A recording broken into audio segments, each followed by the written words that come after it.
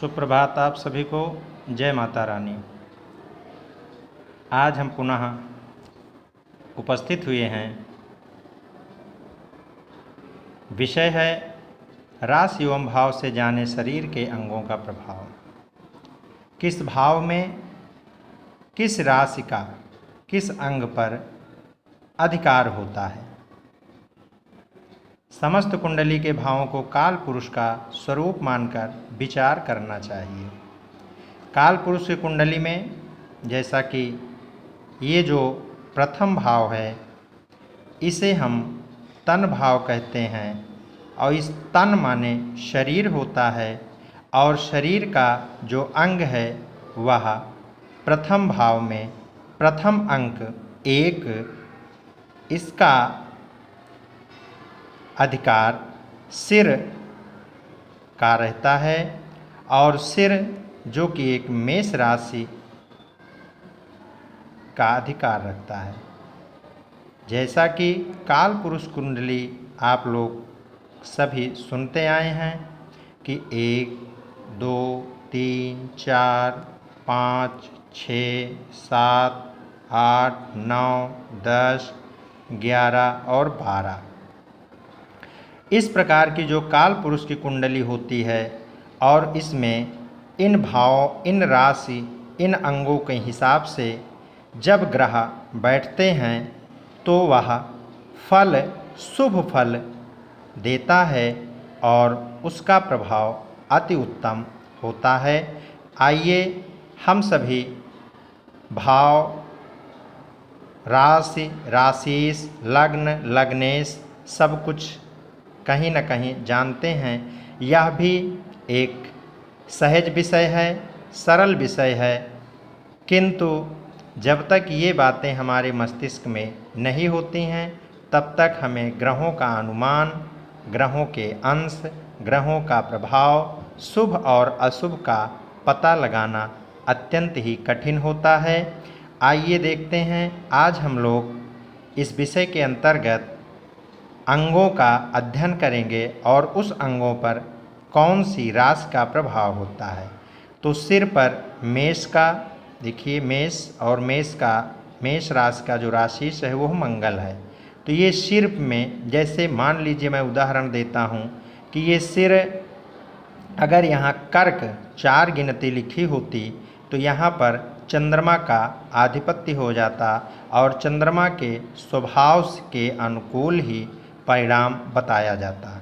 इसी तरह से 2, 3, 4, 5 और 5 से लेके 12 राशि तक कोई भी गिनती हो सकती है और वही लग्न होता है। ठीक है, तो प्रथम में 1, दूसरे में 2 वृष अर्थात शुक्र इनके राशिपति हो जाते हैं और वृष मतलब 2 गिनती जो कि मेष के बाद। तो ये मुख पर उसी तरह का प्रभाव आपको देखने को मिलता है। तीसरा वक्षस्थल मिथुन का जो राशि है वह है बुध, तो उसके अनुकूल यहाँ पर रिजल्ट देखा जाता है। ऐसे ही सूत्रों से हम पता लगाते हैं कि इन ग्रहों का क्या क्या प्रभाव होता है। 4 में हृदय जो कर्क अर्थात चंद्रमा, पेट सिंह अर्थात सूर्य, षष्ठम भाव में कटि कमर जो कि कन्या का राशि जो है वह है बुध, वस्ति तुला। वस्ति का अर्थ होता है, आपको बताते चलें कि ये पेड़ कहो या मूत्राशय कहो या नाभि के नीचे का भाग भी कह सकते हैं। अष्टम में देखिए वृश्चिक जो कि गुप्त इंद्रियां होते हैं, इनका अध्ययन किया जाता है। तुला का पुनः मैं बता देता हूँ, तुला का जो राशिपति होता है वह शुक्र है, वृश्चिक का जो राशिपति है वह मंगल है और नवम भाव में जो 9वीं गिनती लिखी है वह धनु है। धनु का राशिपति गुरु होते हैं जो उरु जांघ का प्रतिनिधित्व करते हैं और घुटने अर्थात दोनों गांठ, कमर क्षमा करिएगा, घुटने अर्थात घुटना, जहाँ पे मकर शनि का आधिपत्य होता है। इसी तरह से पिंडलियाँ जो उठे हिस्से होते हैं वह पिंडली होती है और वहाँ पर कुंभ राशि का आधिपत्य होता है जिनके राशिपति शनि देव हैं।